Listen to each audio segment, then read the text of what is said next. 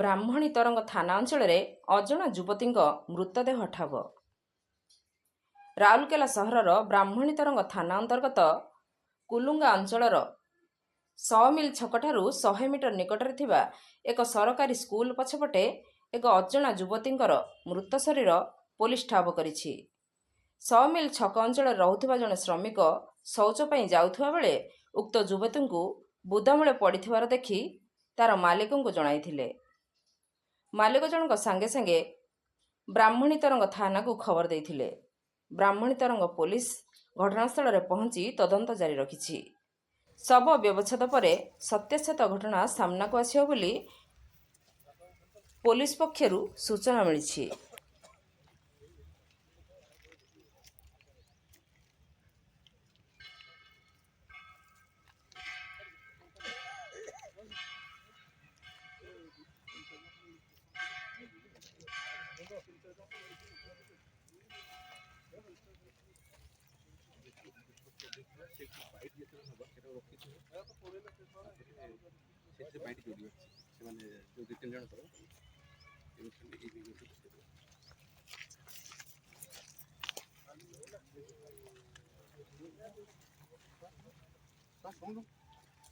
भाई तुम पाखुरे तुमको कामुड़ी